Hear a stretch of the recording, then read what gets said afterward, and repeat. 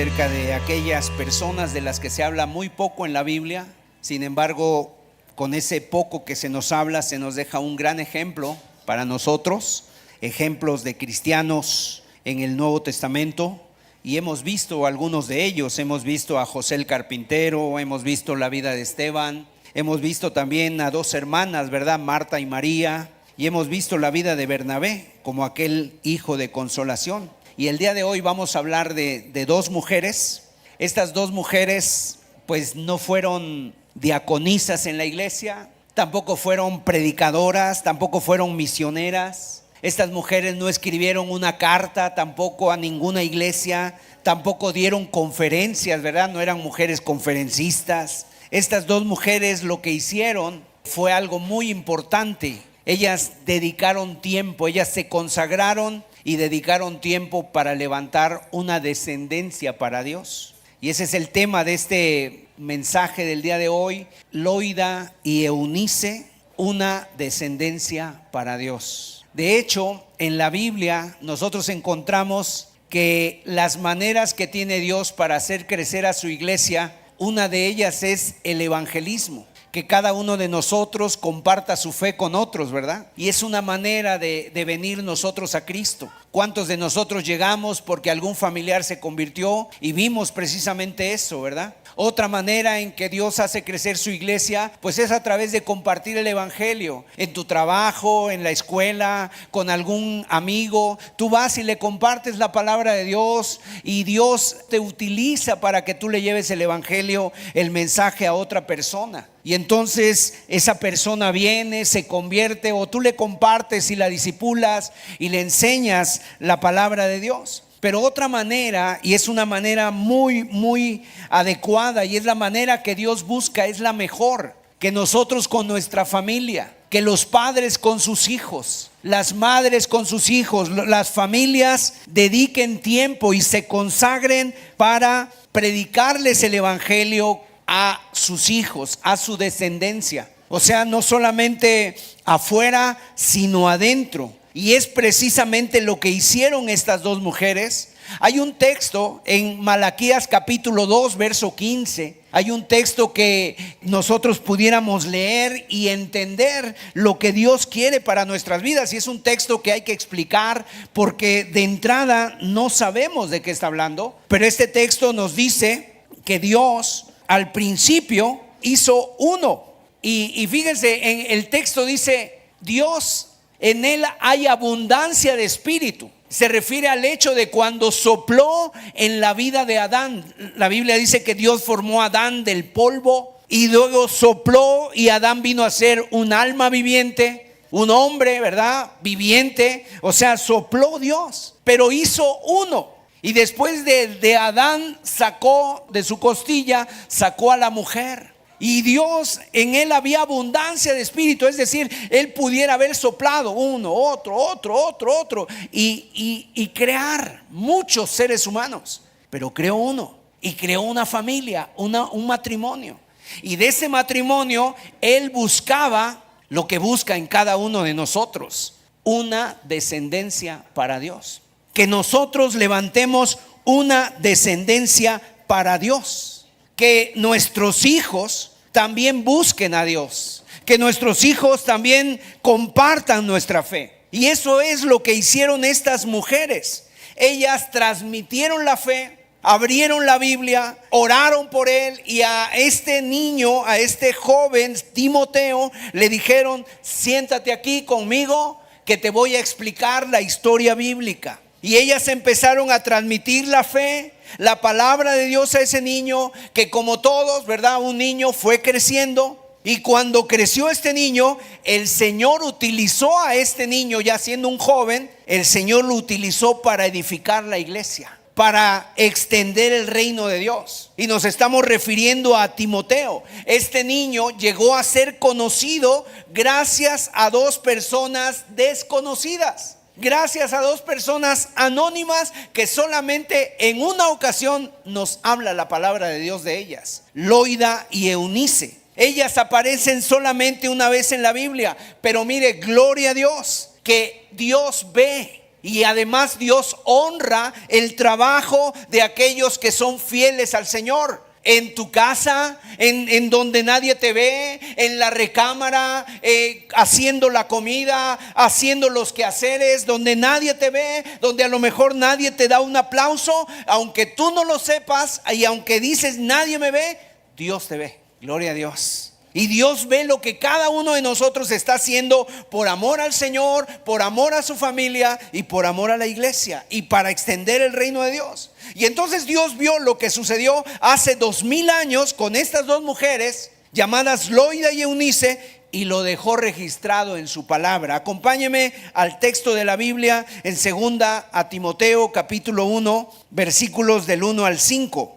Dice así: Pablo, apóstol de Jesucristo por la voluntad de Dios, según la promesa de la vida que es en Cristo Jesús, a Timoteo, amado hijo, gracia, misericordia y paz de Dios Padre y de Jesucristo nuestro Señor. Doy gracias a Dios, al cual sirvo desde mis mayores, con limpia conciencia, de que sin cesar me acuerdo de ti en mis oraciones, noche y día, deseando verte, al acordarme de tus lágrimas para llenarme de gozo, trayendo a la memoria la fe no fingida que hay en ti, la cual habitó primero en tu abuela Loida y en tu madre Eunice, y estoy seguro que en ti también. Qué palabras escribe aquí el apóstol Pablo, ¿verdad? Él, cuando escribe esta carta, aproximadamente llevaba conociendo a Timoteo alrededor de 15 años. Para esta segunda carta, este hombre llamado Timoteo, él ya está pastoreando. Él es ahora un pastor y él está pastoreando la iglesia de Éfeso. Y esta carta se le escribe para animarlo. ¿Por qué? Porque Timoteo ahora está pastoreando, es un ministro. Y obviamente toda persona cristiana, aunque sean pastores, todos necesitamos ser animados. Y entonces Pablo le escribe esta carta y lo anima y le da consejos. Y si tú lees la carta, le da instrucciones, directrices de cómo él puede y debe llevar a cargo la iglesia. Y son instrucciones como de un padre a un hijo, como de un mentor a su discípulo, y le está discipulando, le está instruyendo y le da consejos de cómo debe conducirse él y de cómo debe conducir a la iglesia. Y es muy especial esto. ¿Por qué? Porque la iglesia no es de los hombres, la iglesia es de Dios. Y no solamente la iglesia es de Dios, sino que además tiene que ser conducida por hombres de Dios, por hombres santos, ¿verdad? Y ahí da una serie de instrucciones de cómo debe ser el predicador, que no debe ser codicioso de ganancias deshonestas. El día de hoy, ¿cuántos hombres se han enriquecido por el evangelio? Se han ido tras las ganancias deshonestas, se han ido de veras tras el dinero. Ahora, ¿cómo conoce Pablo a Timoteo? El apóstol Pablo hizo un primer viaje. En su primer viaje fue con Bernabé y ellos llegaron a una ciudad llamada Listra, que estaba en la región de Galacia. Galacia es una región y ahí estuvieron y ahí le predicaron la palabra de Dios a la madre y a la abuela, a Loida y a Eunice. Y en su segundo viaje misionero, que el apóstol Pablo volvió a regresar a esas regiones donde había predicado, dice la Biblia que pasó algo sorprendente. Los mismos discípulos, la misma iglesia, los que se habían convertido, el apóstol Pablo tardó aproximadamente un año en volver a regresar, y ahora cuando regresa, la iglesia le refiere a este joven, Pablo. Fíjate que hay un joven que está ahí, ese joven que está ahí levantando las sillas, ese joven que está ahí sirviendo, recibiendo a la gente, ese joven que está ahí, ¿verdad? Haciendo un servicio, una labor en la iglesia. Ese joven es impresionante, Pablo. Ese joven se llama Timoteo y es un joven que, mira, no para de servir a Dios, que tiene un corazón dispuesto para servir a la iglesia, que tiene un corazón dispuesto para servir a Dios. De hecho, el nombre de Timoteo viene de dos nombres, ¿verdad? Timoteo viene de un nombre que es el honor, el timao y el teo, o sea, el honor a Dios, el servicio a Dios. Entonces, de alguna manera, al referirse a ese nombre, también nos está hablando a nosotros. Y qué importante es el buen testimonio de las personas cuando queremos encomendar a alguien al ministerio. Y Pablo comenzó a observar a Timoteo, él lo empezó a ver, a observar, y él se acercó y lo vio, y vio que este joven marcaba la diferencia en la iglesia. Él no era un joven más, él era un joven que brillaba, él era un joven activo, él era un joven que ponía el ejemplo, era un joven proactivo en la iglesia. Y cuando Pablo lo vio, dijo: a este joven yo me lo llevo conmigo, a este joven me lo ficho para mi equipo, ¿no? A este joven me lo llevo conmigo. Y Pablo apartó a Timoteo para las misiones. Y Pablo se convirtió en un padre espiritual para Timoteo. Y Pablo amaba mucho a Timoteo, tal así que hemos leído, ¿verdad?, que aquí Pablo está en prisión en esta segunda carta. Y dice Pablo que una manera que él se quería animar era al recordar a Timoteo cómo lloraba. O sea, Timoteo en sus oraciones se quebrantaba, y cuando recordaba a Pablo oraba y se quebrantaba por Pablo. Y entonces eso lo animaba a Pablo y le decía: no llores, o sea, estoy bien, Dios está con nosotros. Y entonces él se acordaba de las lágrimas de Timoteo, y esas lágrimas de Timoteo era para llenar de gozo el corazón de Pablo. O sea, era un joven espectacular, mis amados. Y entonces Timoteo aprendió tanto de Pablo que pudiéramos decir que era como un pequeño clon de Pablo. Timoteo llegó a ser un aprendiz, y Pablo invirtió tanto en él, moldeó su carácter, le enseñó mucho, le enseñó acerca de cómo predicar, de cómo conducirse, de cómo debe ser el carácter del cristiano. Y de alguna manera Timoteo, cuando es conocido por Pablo, él ya tenía un fundamento. Él ya tenía una convicción. El corazón de Timoteo ardía por el Señor. El corazón de Timoteo ardía en la fe. Ahora, la pregunta es: ¿de dónde obtuvo Timoteo esta fe? No fue a través de Pablo, no fue a través de la imposición de manos de Pablo, no fue a través de las oraciones de Pablo, o ni siquiera que Pablo le haya compartido el evangelio. ¿Sabes quién le puso esa fe, ese celo, ese fuego en el corazón de Timoteo? Ese amor por Dios, ese amor por la obra de Dios, ese respeto a Dios. Su madre y su abuela. Así que Pablo se acerca a este joven y le sorprende mucho. Y entonces, porque dos mujeres, Loida y Eunice, invirtieron tiempo en la vida de este joven. Quiero decirte que estas dos mujeres eran judías, eran parte del pueblo de Israel. Y en algún momento ellas se convirtieron a través del ministerio de Pablo y Bernabé, probablemente en su primer viaje. Y el Espíritu Santo trajo una revolución en el corazón de estas mujeres, y ellas empezaron a servir al Señor. O sea, fue algo que revolucionó sus vidas. Hubo un cambio total y radical. Y ellas dijeron: ahora es tiempo. Yo antes estaba en la religión judía, una religión seca, una religión muerta, que no había amor. Pero ahora conocieron a Cristo, y Cristo llenó de amor sus corazones. Y ellas se volcaron literalmente a su hijo y empezaron a trabajar en la vida de Timoteo. Y ellas empezaron con ese fuego, con ese ardor, con ese celo, con ese ímpetu por la obra de Dios y por la gracia de Jesucristo, a invertir tiempo en Timoteo.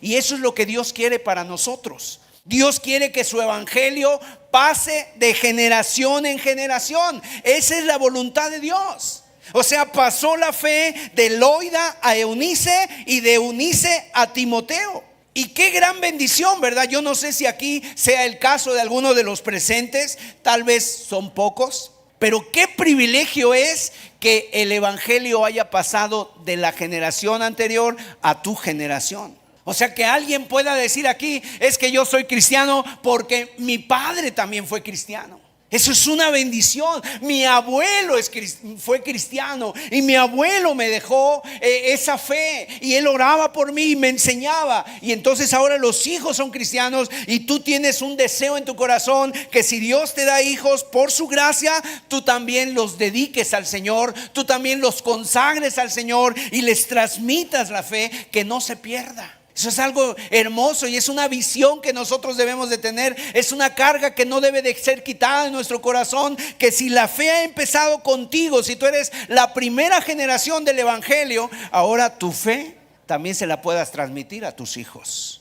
Que el Señor te dé gracia y los salve. Y eso es lo que vamos a hablar en este día. Pero también, mis amados, no todo el tiempo fue miel sobre hojuelas sobre la vida de Timoteo. Como todo, hay luchas, Hay pruebas, es bonito decirlo, ¿verdad? Pero en el camino hay tantas pruebas, hay tantas luchas, hay tantos estiros y aflojas donde uno tiene que pararse firme, donde uno tiene que tomar decisiones, y seguramente ha pasado con cada uno de nosotros. El entorno familiar de Timoteo no fue fácil. ¿Sabes por qué? Porque el padre de Timoteo era griego, no era cristiano, no era judío. O sea, la abuela y la madre eran judías, se convirtieron al Señor, pero el nombre del padre no aparece. No aparece el nombre del padre. O sea, acompáñeme por favor a Hechos 16, el versículo 1, donde aquí nos da un detalle de la vida de Timoteo, y dice así: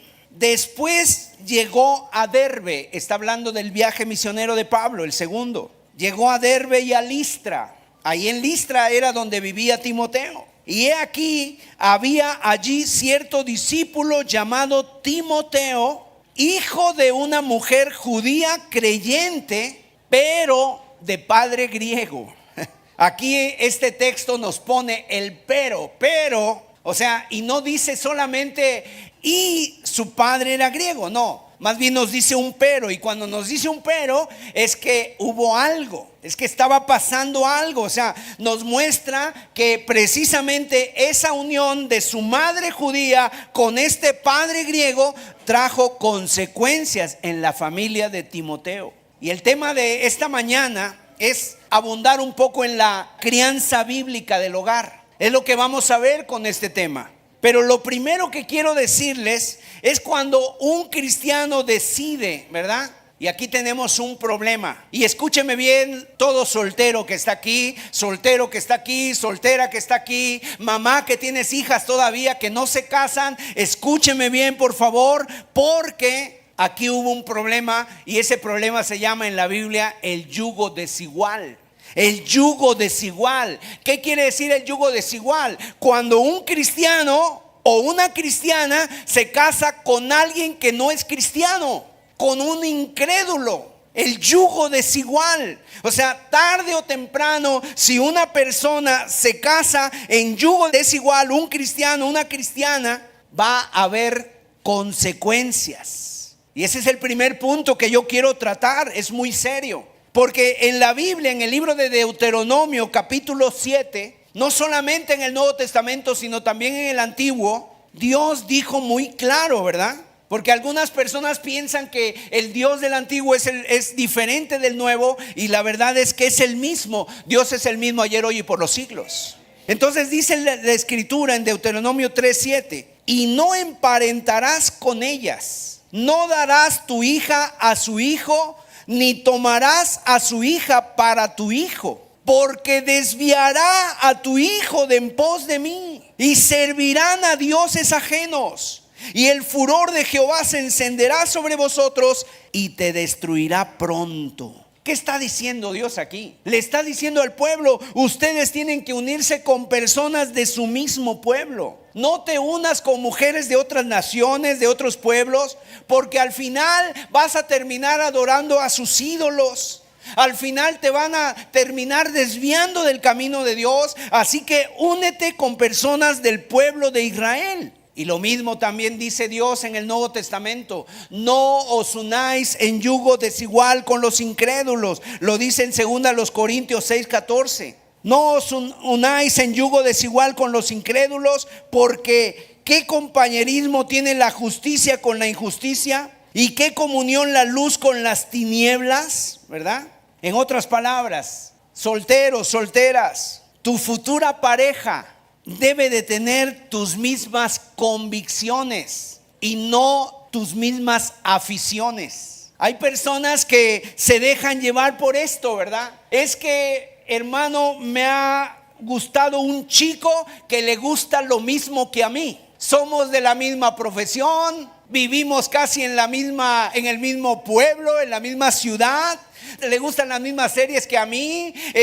Ya vimos toda la serie del Señor de los Anillos 2 veces. O sea, hermano que estás aquí, tú te tienes que unir con alguien no que tenga tu misma afición, sino que tenga tu misma convicción. Alguien que tenga tu misma fe, alguien que ame a Dios y que lo ame más que a ti, al mismo Dios, y que no tenga un Dios distorsionado, porque el día de hoy la gente tiene un Dios y cada quien tiene un Dios a su manera. No uno muy parecido, sino el mismo Dios. Entonces la pregunta del millón es, hermano Sergio, ¿y por qué esto? ¿Por qué? ¿Por qué Dios no quiere que un creyente se una con un incrédulo? ¿Por qué? Porque Dios quiere tu bien. Porque Dios te ama y porque Dios quiere tu bien. Dios no quiere verte llorar. Dios no quiere verte sufrir. Dios quiere tu bien, Dios quiere tu felicidad, pero la felicidad que Dios tiene para ti no es la misma felicidad que a veces el hombre y la mujer están buscando. Es que a veces hay personas que piensan, es que Dios me está cortando las alas, y algunas otras jóvenes inclusive yo las he escuchado decir, pero hermano, yo lo voy a convertir. Tal vez lo conviertas en tu esposo nada más. O si tú tienes ese poder para convertir, pues convierte a mi tía. Yo tengo una tía que no se ha convertido, conviértela. O sea, hay personas que se engañan de esa manera, y cada vez que hay un mandamiento de Dios, detrás de ese mandamiento hay mucho amor. O sea, Dios quiere verte sonreír, Dios te ama. ¿Por qué? Porque mira, la plenitud del matrimonio solo se obtiene cuando el hombre y la mujer andan alrededor del Creador. Cuando Dios es el centro de esa casa, cuando Dios es el centro de esa vida, de ese matrimonio, entonces ahí se encuentra la plenitud del matrimonio. Cuando los dos están danzando, cuando los dos están vibrando, cuando los dos están disfrutando de Dios, ahí se encuentra la plenitud del matrimonio, mis amados. En el huerto del Edén, ¿sabes qué le dijo Dios a Adán? Te voy a dar una ayuda idónea. Y Dios sacó de la costilla, ¿verdad?, de Adán la ayuda idónea. Así que tu marido, tu pareja, tu matrimonio tiene que ser del pueblo de Dios. ¿Y esto qué significa para nosotros el día de hoy? El pueblo de Dios ya no es el pueblo de Israel. El pueblo de Dios ahora somos nosotros, la iglesia, los comprados y lavados con la sangre del Cordero. Jóvenes solteros que me están escuchando, por amor al Señor, por amor al Señor, por amor a tu alma, por amor a tu futuro y por amor al futuro de tus hijos, no te unas en yugo desigual. No te lo dice el hermano Sergio, te lo dice Dios. No te unas en yugo desigual. Porque, hermanos, en la experiencia que nosotros hemos tenido como cristianos, yo no he conocido un matrimonio que se haya unido en yugo desigual que no estén sufriendo hasta el día de hoy las consecuencias por ese pecado. Sí, has mencionado pecado, hermano Sergio, así es, lo he mencionado y lo vuelvo a mencionar. El unirte en yugo desigual es pecado. Es pecado, hermano, es desobediencia al mandamiento de Dios. Y la Biblia dice que al que sabe hacer lo bueno y no lo hace, le es considerado pecado. Cuando Dios te dice que no y tú dices, pues yo soy más sabia que Dios, yo soy más sabio que Dios, pues yo digo que sí. Nada más pregúntale a algunos hermanos, nadie levante la mano aquí, ¿verdad? Pero pregúntele a un hermano que ha estado sufriendo en su vida las consecuencias de haberse casado en yugo desigual. Consecuencias de decisiones del pasado. Ahora, miren, mi propósito no es juzgar a nadie en esta mañana. Yo no quiero que aquí nadie se sienta condenado, pero yo espero que tú entiendas que mi responsabilidad delante de Dios es cuidar. Es predicarte la palabra, es cuidar de la iglesia. O sea, yo no te estoy hablando a ti en tu caso particular. Tú tienes que entender que yo estoy aquí en este púlpito hablando y transmitiendo la palabra de Dios a lo que va a ser la siguiente generación. Mira, en la Biblia tú puedes encontrar ejemplos. Uno de los ejemplos que tú puedes encontrar en la Biblia es el de Sansón. Ahí lo puedes encontrar en el libro de los Jueces. Sansón tenía un propósito de Dios. Sansón tenía un propósito de Dios muy hermoso. Dios le había dado fuerzas, le había llenado de su espíritu. Sansón de repente tenía una fuerza descomunal. Él podía agarrar un león y matarlo con un burro, ¿verdad? Con la quijada de un asno, matar a hombres filisteos, liberar al pueblo de Israel. Esa era su gran misión. Pero ¿sabes qué pasó? Toda la misión de Sansón se vino abajo, quedó totalmente anulada cuando vio a Dalila. Se le atravesó Dalila y entonces los ojos de Sansón se le fueron tras esa chica y entonces va con su papá y le dice: papá, me he enamorado, estoy enamorado, conocí a una chica impresionante, vi su Instagram, vi sus fotos, es que si la vieras, papá. ¿Cómo se llama esa chica? Dalila. ¿Y de qué tribu es? Es filistea. Y el padre le dice, oye hijo, a ver, espérame, ¿qué me acabas de decir que es filistea? No hijo, tu cabeza no nada más para que tengas el pelo largo. Usa tu cabeza, hijo. Escúchame, piensa las cosas. ¿Que no hay mujeres en Israel? ¿Que no hay mujeres en Israel? Es que papá está muy guapa papá. No hay mujeres en Israel. Y eso es lo que le dice el padre a Sansón. Sansón, te has equivocado. Pon tu mirada en una joven, en una chica del pueblo de Israel. ¿Y tú sabes qué dijo Sansón? No papá, esa es la que me gusta. Es la que me gusta. Mira papá, es que cuando la veo, las mariposas vuelan en mi estómago. O sea, tenemos las mismas aficiones, papá, los mismos gustos. Yo la elijo a ella. ¿Y sabes qué pasó? Sansón se unió a Dalila y sufrió las consecuencias. El fin fue desastroso, tú lo puedes leer. Esta mujer literalmente lo vendió, literalmente lo traicionó y lo vendió, lo cambió por dinero. Y quiero decirte, mis amados hermanos, de ahí tomamos el ejemplo y la enseñanza que la pareja no se elige ni con los ojos ni con el corazón. El día de hoy uno de los grandes errores que cometen las personas es que están eligiendo con los ojos y con el corazón. Es que yo nada más estoy siguiendo lo que dice mi corazón, es que mis ojos. La pareja se elige con la Biblia y en oración. ¿Cuántos dicen amén? Así se elige una pareja. Así se elige una pareja. Se elige en oración y con la Biblia. O sea, tú tienes que mirar con los ojos de la Biblia a aquella persona con la que Dios quiere que tú te cases. Y cuando haya el primer beso entre una pareja, que eso va a tardar, primero hay que hablar, primero hay que tener amistad, primero hay que tener, ¿verdad? ¿De qué vamos a hablar? De las convicciones. Vamos a estar orando. Voy a escuchar no a mi corazón, porque la Biblia dice que el corazón es engañoso. Voy a escuchar lo que dice Dios. Y cuando mucha gente se ha dejado guiar por el corazón y por el atractivo de lo que vieron sus ojos, sufrieron las consecuencias.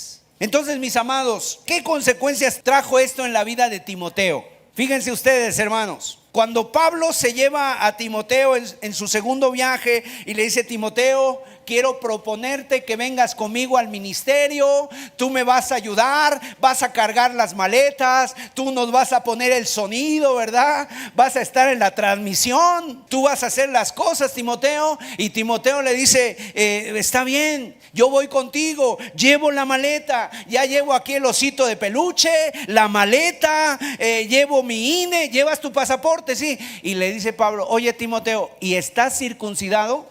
Y Timoteo dice: no estoy circuncidado.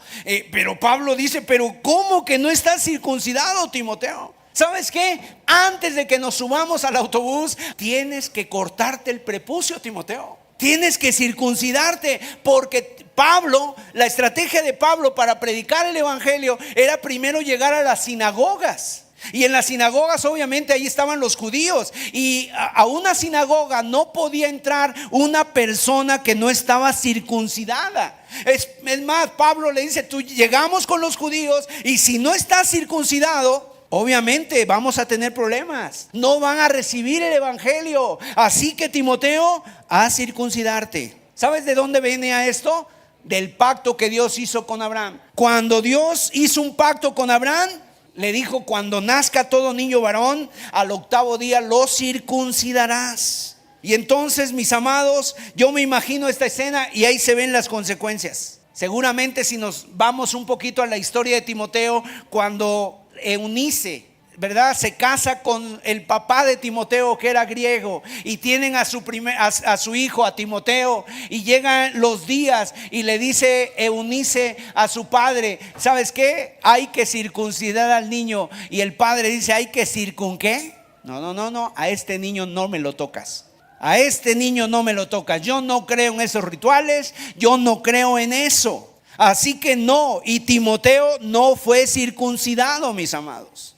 El padre no quiso circuncidarlo y Timoteo finalmente no se circuncidó. Y entonces esto obviamente no solamente le pasó a Timoteo, a su mamá. ¿Sabes a quién le pasó también esto? A Moisés. Moisés, que fue un hombre de Dios, el gran libertador del pueblo de Israel. Fíjate, podemos dividir la vida de Moisés en 3 partes de 40 años. 40 años estuvo en Egipto, 40 años en el desierto. Y cuando él va al desierto, él era soltero. Y en el desierto encontró a una mujer llamada Séfora, que era la hija del sacerdote de Madián, pero no era judía, era gentil. Y entonces Moisés se casa con Séfora y tienen a su primer hijo, Gersón. Y cuando se casan, ellos tienen a su hijo. Después Dios llama a Moisés y le dice: tienes que ir a liberar al pueblo de Israel, a mi pueblo Egipto, tienes que ir ante el faraón. Y dice la escritura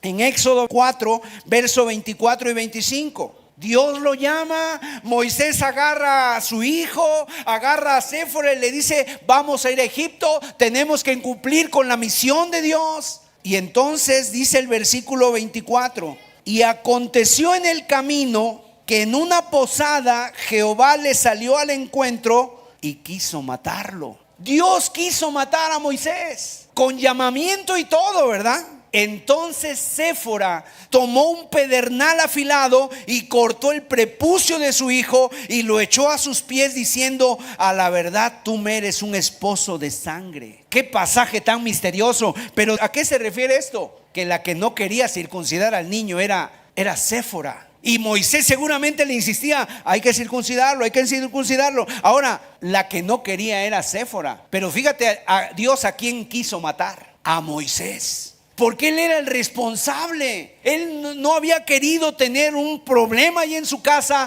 en su familia, y entonces no habían circuncidado al niño. Pero cuando vio Séfora que iba Dios a acabar con la vida de Moisés, inmediatamente agarró el cuchillo, el pedernal, y cortó el prepucio del niño y lo circuncidó. Y quiero decirte, el día de hoy, ¿a qué podemos traducir esto? Que muchos niños están sufriendo las consecuencias de un yugo desigual. Hay madres que les quieren enseñar las historias de la Biblia a sus hijos, y el inconverso, puede ser la mamá o el papá, les quieren enseñar las historias de Disney. Hay alguien que quiere ir los domingos a la iglesia y quiero llevar a mi hijo a la iglesia para que aprenda la palabra de Dios, y el otro dice: no, hoy nos vamos al parque, hay bonito día. Hoy la iglesia no, hoy nos vamos de picnic, hoy nos vamos de vacaciones, vamos a la playa. Y el niño está en medio, está sufriendo las consecuencias de nuestras decisiones. Y por eso la gran mayoría de las veces, ¿sabes quiénes son los que terminan cediendo? Para no tener problemas, para no tener conflictos en casa. Está bien, no voy a la iglesia, me voy contigo al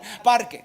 Está bien, ponle la película de Disney, ponle la película ahí de los superhéroes, está bien. Y Moisés y Séfora estaban ahí, y el que estaba sufriendo era Gersón. Así que, mis amados, recuerda, cuando alguna persona se casa en yugo desigual, haciendo caso omiso al mandamiento de Dios, van a sufrir las consecuencias y será muy difícil trabajar en la crianza bíblica en el hogar. Si ya de por sí, mis amados, aún siendo ambos cristianos, hay luchas, hay pruebas, hay luchas, hay estira y afloja entre dos cristianos. ¿Por qué? Porque el padre trabaja y no puede estar en el momento, porque a veces hay poco tiempo, porque la madre tiene muchos quehaceres, y ya dos cristianos tienen problemas. Ahora imagínate una cristiana y un inconverso. Así que quiero decirte que esto que te estoy diciendo es oro. Guárdalo en tu corazón. Tú que todavía estás soltero, tú que todavía estás soltera,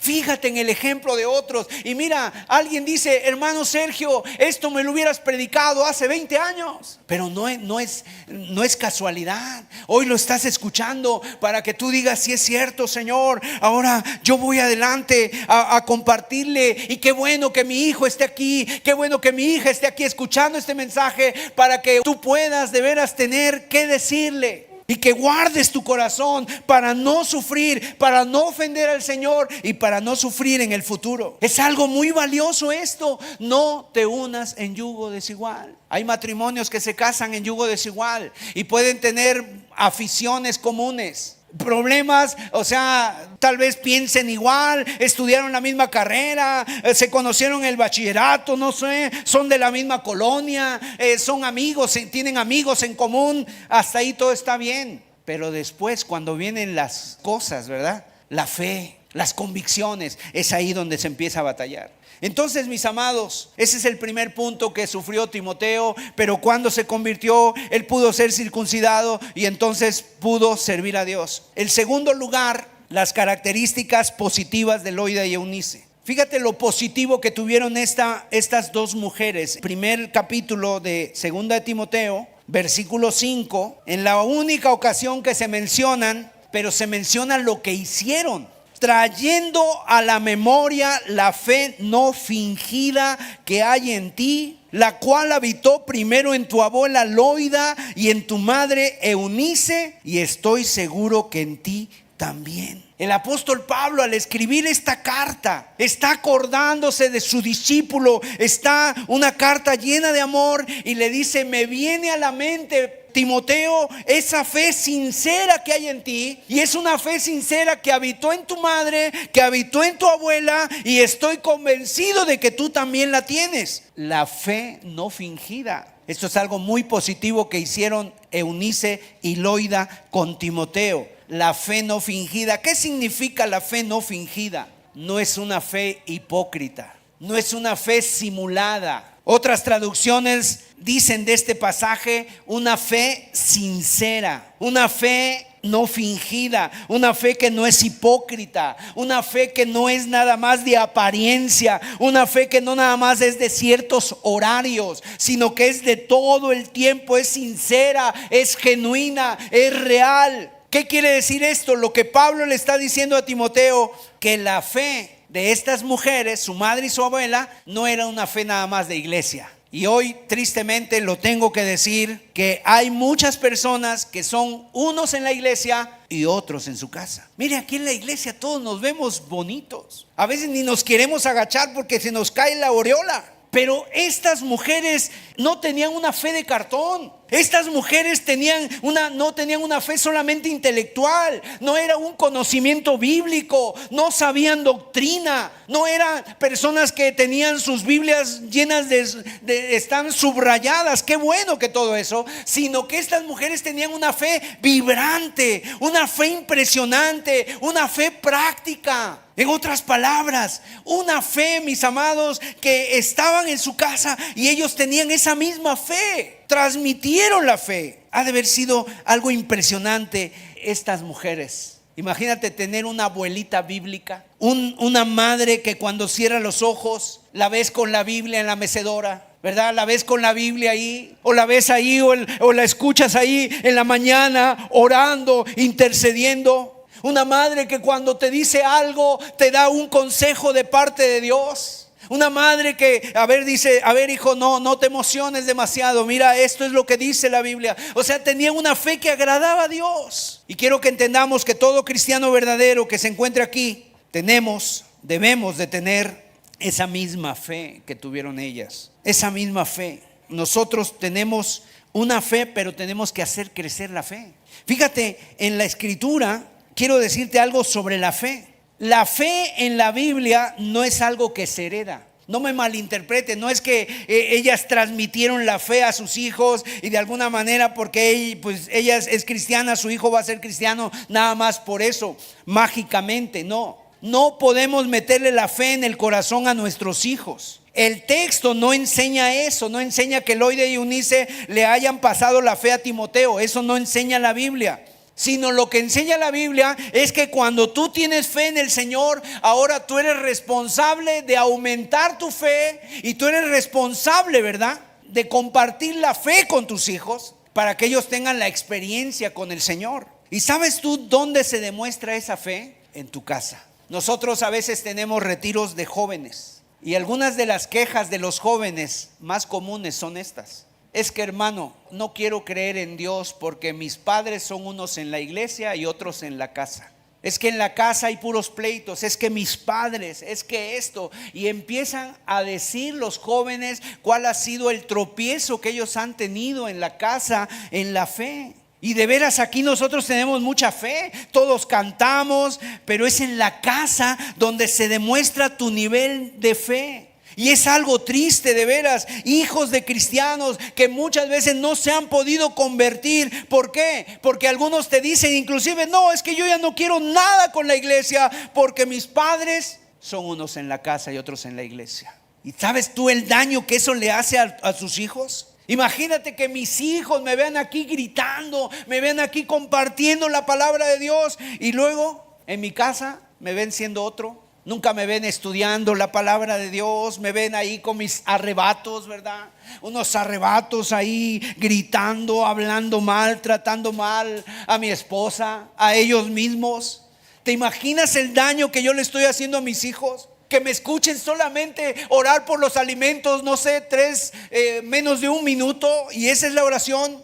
Y hay muchos jóvenes que tristemente lo que dicen, yo nada más estoy deseando crecer, tener la edad para mejor irme, para no aparecer más por la iglesia, porque esa fe que yo he visto en mi casa no me gusta. Si eso es ser cristiano, no quiero ser.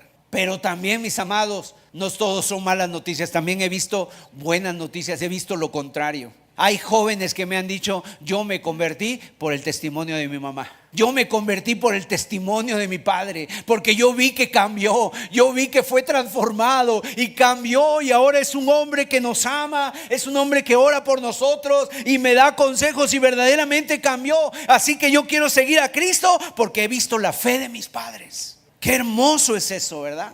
Porque nosotros podemos imitar la fe. Nosotros podemos imitar la fe en el buen sentido. O sea, tú ya tienes la fe, ahora tú puedes transmitir esa fe, así como Loida lo hicieron con Timoteo, Loida y Eunice. Mira, Timoteo lo que hizo fue aprender de su madre, y su madre aprendió también con su abuela. Y mira, nuestra fe es ejemplo para nuestros hijos. Eso es lo que dice el Salmo 78. En los versículos 5 al 7, el Salmo 78 dice: Él estableció testimonio en Jacob y puso ley en Israel, la cual mandó a nuestros padres que la notificasen a sus hijos, para que lo sepa la generación venidera, y los hijos que nacerán y los que se levantarán lo cuenten a sus hijos. ¿A fin de qué? Verso 7. A fin de que pongan en Dios su confianza y no olviden de las obras de Dios, que guarden sus mandamientos.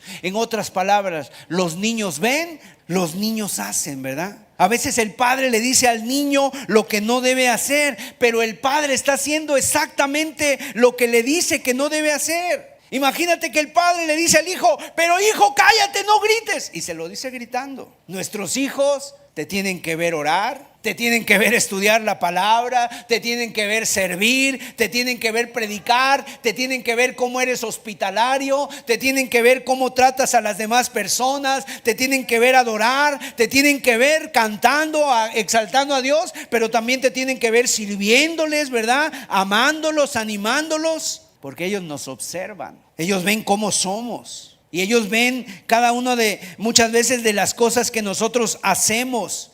Y nuestros hijos están ahí, y cuando tú tienes una prueba muy grande, tus hijos están con los ojos bien abiertos para ver cómo tú te comportas, cómo tú crees, cómo tú estás saliendo adelante del problema. Pero si tú eres una persona que te angustias, que te pones de veras histérica, que en un momento dado tienes una prueba y te desanimas y ya no quieres saber nada, tus hijos te están viendo. Ese es el Dios que tú tienes, mamá.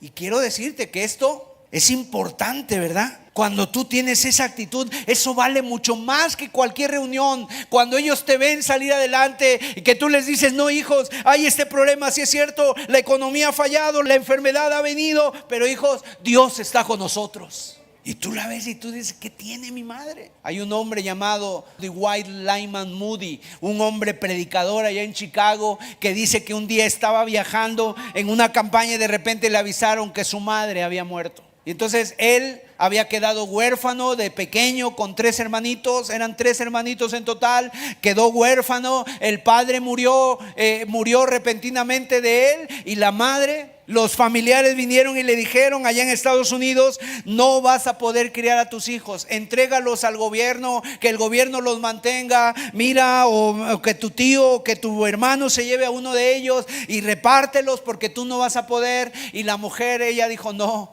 Dios es padre de huérfanos y defensor de viudas.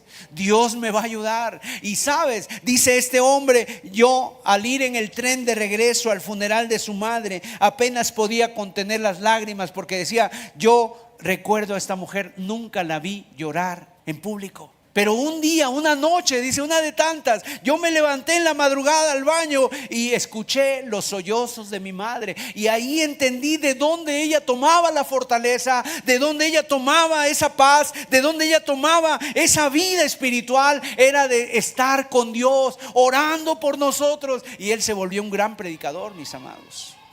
Eso es oro en el corazón de tus hijos. Eso es lo que tus hijos mañana van a aprender, el día de mañana, cuando tengan un problema, cuando tengan una situación difícil. Eso van a aprender y ellos van a poder levantar su mirada al cielo y poder también decir, Señor, tú estuviste con mi padre, con mi madre, puedes estar conmigo, Señor. Mira, queridos hermanos, es importante que tú puedas transmitir en vivencia propia la fe, que haya cambios, que inclusive tú de veras le pidas al Señor, Señor, he sido yo un mal testimonio para mis hijos, he descuidado mi vida espiritual, he hecho algo que yo los he afrentado, que los he hecho el negar a Dios. Cuidado, mis amados, los hijos ven, los jovencitos ven y tenemos nosotros que ser ejemplo, y una fe sincera, una fe real, una fe no hipócrita, verdaderamente se muestra en casa. Porque a veces solamente nos hacemos religiosos. Se puede ser religioso evangélico, se puede estar en la iglesia por años, pero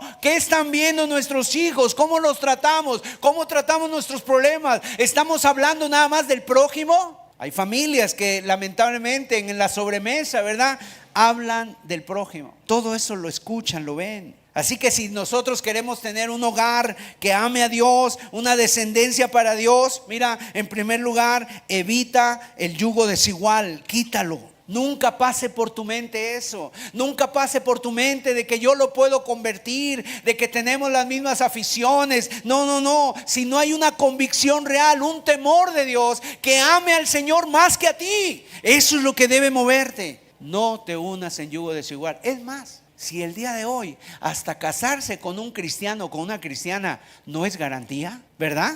No es garantía, porque qué tal y la mujer se vuelve loca o el hombre se le van las cabras y se va y apostata de la fe. No te unas en yugo desigual. El segundo consejo es que tu fe sea sincera. Hermano, ¿cómo está tu fe? ¿Tienes una fe sincera? Y en tercer lugar, tú necesitas moldear el carácter de tus hijos según las Escrituras. Nuestros hijos necesitan urgentemente la palabra de Dios. ¿Sabes? Porque si se te ha olvidado, de veras, el tiempo que están viviendo nuestros hijos, el mundo en el que viven nuestros hijos, no es el mismo mundo en el que tú y yo vivimos hace 15, hace 20, hace 30 años. No es el mismo. Lo que tienen que enfrentar ellos el día de hoy en las escuelas, con los amigos, de veras es totalmente diferente. ¿Te acuerdas de tu niñez? Tú jugabas a los encantados, a las escondidas, al trompo, al yoyo, a las canicas, ¿verdad? Ahí estabas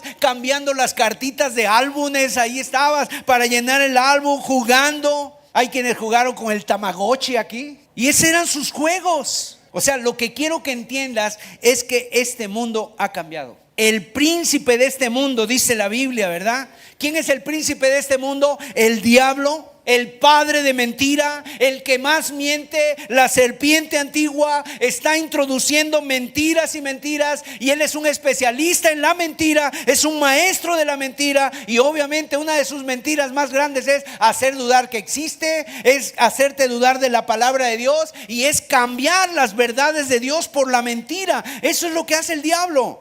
Y el día de hoy, mis amados, está cambiando toda la manera de pensar. Antes, por lo menos nos poníamos de acuerdo en lo que era bueno y lo que era malo. El día de hoy, cada quien tiene su propia verdad. La verdad es a tu gusto. Lo que para ti sea verdad, esa es tu verdad y la gente la defiende. Y el día de hoy se aceptan modelos que hace 10, hace 20 años no se aceptarían. Los lobbies, ¿verdad? Los grupos de presión que verdaderamente lo han tenido ese éxito en presionar y en cambiar. ¿Sabes cómo fueron conocidos los cristianos? En Hechos capítulo 17 se nos dice que los cristianos, dice, estos que trastornan el mundo entero han venido acá. O sea, los cristianos fueron de tanta influencia, de tanto impacto, que trastornaron el mundo, que literalmente pusieron el mundo patas para arriba. Tenían una influencia, cambiaron la manera de pensar en cuanto a la esclavitud, en cuanto a los gobiernos, en cuanto al dinero, en cuanto al amor, en cuanto a las buenas obras, en cuanto a la misericordia. Cambiaron, impactaron la sociedad y Roma se rindió a los pies de Cristo. Pero el día de hoy hemos dejado de tener influencia. ¿Sabes qué hace la iglesia el día de hoy? El mundo se está metiendo a la iglesia, sus maneras de pensar, y aceptan en la iglesia ese tipo de cosas, ¿verdad? El día de hoy en las iglesias te puedes encontrar cualquier cosa, cualquier estilo de vida. ¿Qué está pasando? Se están creyendo las mentiras del diablo. ¿Tú sabes, tus hijos, cuántas mentiras escuchan? En la escuela, en las universidades, y ahí se les va adoctrinando con profesores, con compañeros. ¿Cuál es la solución para tú identificar una mentira? Para que tú puedas identificar las mentiras, obviamente tú debes de conocer la verdad. Así como los banqueros, ¿verdad? Cuando van a trabajar con el dinero, para poder distinguir entre el dinero falso y el verdadero, empiezan a contar y a contar dinero, y de tal manera que sus dedos aún se hacen muy sensibles al papel dinero, y entonces dicen, a ver, aquí detecto algo que no se parece, y lo sacan automáticamente. Así también es la palabra de Dios. O sea, tú tienes que saber la verdad, la verdad, la verdad. ¿Y dónde se transmite eso? En casa. La iglesia ayuda, la iglesia aporta, la escuela dominical aporta, ayuda, pero los responsables somos los padres. La palabra de Dios la tenemos que transmitir nosotros. ¿Sabes tú que para que nosotros tengamos este libro aquí es una bendición? Porque muchas personas dieron su vida por este libro. Y bendito libro que ahí el Señor me mostró a Cristo, al Salvador. En este libro podemos conocer quién hizo el mundo. En este libro tú le enseñas a tus hijos, los puedes hacer sabios, como dice la Biblia, ¿verdad? En Proverbios capítulo 2 dice: vengan hijos, oídme, y sed sabios, átalas a tu cuello, entrégales tu corazón. Estudia los proverbios. En este libro puedes enseñar a tu hijo con quién se tiene que casar. En este libro le puedes mostrar a tu hijo también que él necesita un Salvador, que necesita a Cristo, que tiene que arrepentirse de sus pecados, que esa rebeldía es pecado, es orgullo, que si no se arrepiente merece el infierno. Pero la buena noticia es: de tal manera amó Dios al mundo que dio a su Hijo unigénito, para que todo aquel que en él cree no se pierda, mas tenga vida eterna. Este libro puede ofrecer la salvación para tus hijos. Queridos hermanos que me están escuchando, tú tienes que ser un maestro de la palabra. Un maestro de la palabra. Tú tienes que conocer la palabra. Es un llamado que Dios nos está haciendo a todos, ¿verdad? Y no te estoy diciendo, hermano, me voy a meter a un seminario a estudiar teología. No, no, no. Hay muchas herramientas a nuestro alcance que nosotros podemos tener para que tus hijos conozcan a Dios. Mira lo que dice segunda carta a Timoteo, capítulo 3, verso 14. Hay un texto muy famoso en la segunda carta de Timoteo donde el apóstol Pablo nos dice la escritura, que toda la escritura es inspirada por Dios. Es un texto famoso, es un texto que seguramente todos hemos leído y conocemos de memoria, tal vez. Pero unos versículos antes nos dice: pero persiste tú en lo que has aprendido y te persuadiste, sabiendo de quién has aprendido. O sea, en otras palabras, Pablo le está diciendo: esto que tú sabes, Timoteo, yo no te lo enseñé. Yo te enseñé otras cosas, pero esto, lo que tú has aprendido, dice el verso 15, y que desde la niñez has sabido las sagradas escrituras, las cuales te pueden hacer sabio para la salvación por la fe que es en Cristo Jesús. Qué bonito texto, mis amados. Ese es el contexto del pasaje, porque le dice, está reconociendo Pablo: esto que tú tienes te lo enseñaron en tu casa, te lo enseñó tu abuela, te lo enseñó tu madre. O sea, Timoteo era un joven que conocía las escrituras desde la niñez, y cuando él fue predicador, él hablaba las escrituras. Qué increíble, ¿verdad? Cuando tú encuentras un jovencito de 15, 17, 19, de 20 años que está fundamentado en la palabra de Dios, que ese hijo puede vivir conforme a la palabra de Dios. Y hermanos, esto nos cambia el concepto de abuelos que tenemos. Porque los abuelos, yo ya soy abuelo y ya me estoy estrenando como biabuelo, pero los abuelos no solamente somos para consentir, porque el abuelo es consciente. Los hijos luego dicen: ay, papá, es que tú a nosotros no nos tratabas así, tú a nosotros no nos dejabas hacer eso, ¿verdad? Y los abuelos, ¿qué decimos? No, ¿cuándo? Porque los nietos son otra cosa. Pero el concepto de abuelo y de abuela que tiene la Biblia aquí es: mira, que tú le enseñes la Biblia a tus hijos, a tus nietos, que tú los frenes, que tú les estorbes, que tú les compartas la palabra, que no nada más seas para darles dulces cuando los papás no están presentes, ¿verdad? Eso no, mis amados. O sea, tiene que haber una enseñanza. Tu función principal es que tú le enseñes las escrituras a tus nietos, ores por ellos, los instruyas, que les cuentes las historias, que tus niños la escuchen, que cómo conociste al Señor, que les abra la Biblia. Tienes gran trabajo que hacer con ellos. Gran trabajo que hacer con ellos. Es que los veo poco, pues no importa el tiempo que los veas. El tiempo que los veas. Es que sus padres no me dejan, pues a escondidas, pero hazlo. Hazlo. Es el tiempo de la niñez, el mejor momento para llenar la mente con verdades de la palabra de Dios. Es el mejor momento para sembrar la palabra, para que Dios en su tiempo, a través del Espíritu Santo, Él produzca ese milagro de la conversión en tu hijo, ¿verdad? En tu nieto. Porque la Biblia dice que la fe viene por el oír la palabra de Dios. Y aunque pase el tiempo y tal vez a ti ya no lo veas, pero mira, la palabra de Dios no regresa vacía. Así que lo que quiero que entendamos es que a través de esta predicación entendamos la crianza que se tiene que realizar dentro del contexto del hogar. Mira, ya no hay muchos jóvenes Timoteos el día de hoy, porque la Biblia en las casas se ha cambiado, y se ha cambiado por las redes sociales. Se ha cambiado por el Netflix, por los videojuegos, y por eso ya no hay muchos Timoteos. Ya no se están levantando muchos Timoteos en la iglesia. ¿Por qué? Porque hay un ritmo de vida totalmente distinto. Un ritmo de vida que no es bíblico, donde los dos padres están trabajando y están ocupados. Y a veces hay niños que están ahí tratando de captar la atención, a ver si mi padre pasa un rato conmigo. Y hoy día ya no hay muchos Timoteos. ¿Por qué? Porque muchas veces creemos o queremos tener tal vez otras comodidades o realizarnos personalmente.